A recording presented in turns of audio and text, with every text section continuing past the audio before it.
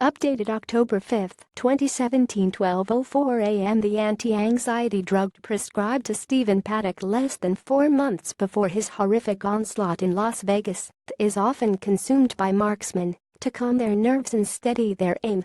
But that same drug, diazepam, also was prescribed for John Hinckley Jr. before his attempted assassination of President Ronald Reagan in 1981.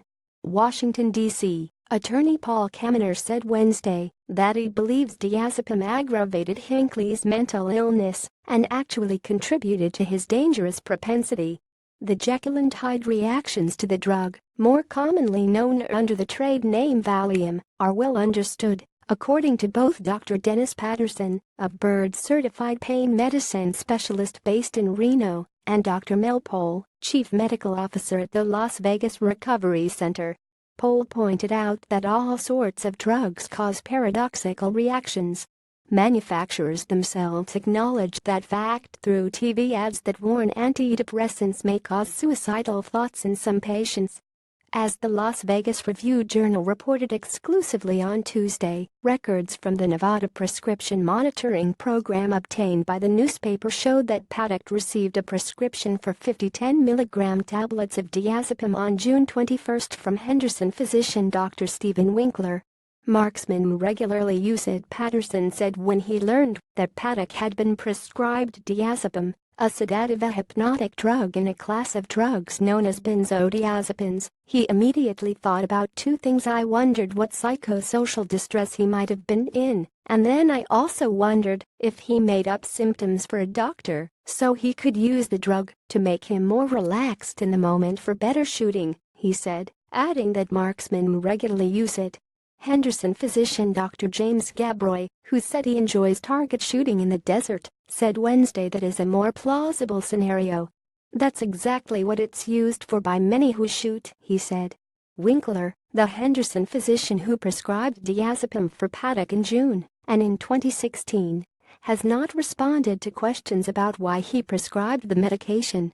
Lawsuit against Hinckley doctor in 1983. Kaminer, the D.C. attorney, sued Hinckley's doctor, Dr. John Hopper Jr. of Evergreen, Colorado, for negligence and misdiagnosis on behalf of Timothy J. McCarthy, a Secret Service agent who suffered lung and liver damage in the assassination attempt on Reagan.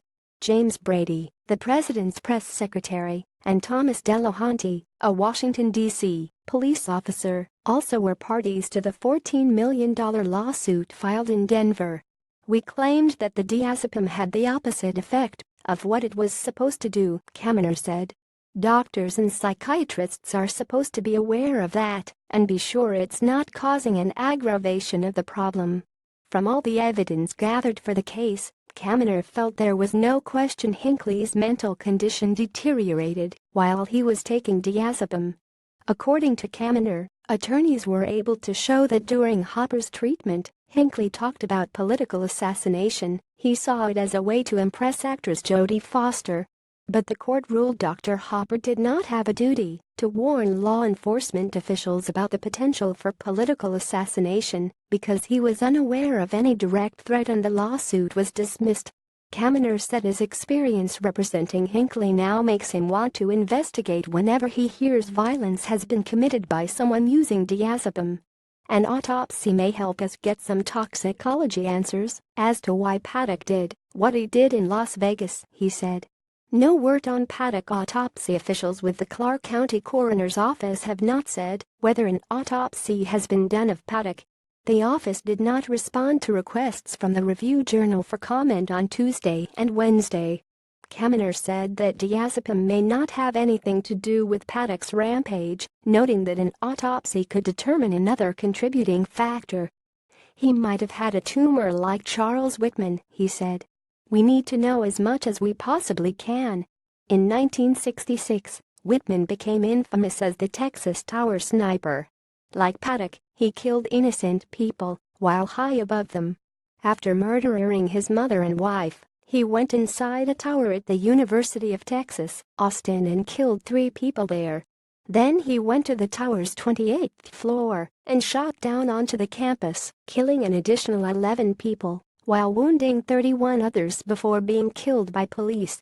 An autopsy later found that Whitman, who wanted his brain to be tested after his death because he had irrational thoughts, had a cancerous brain tumor.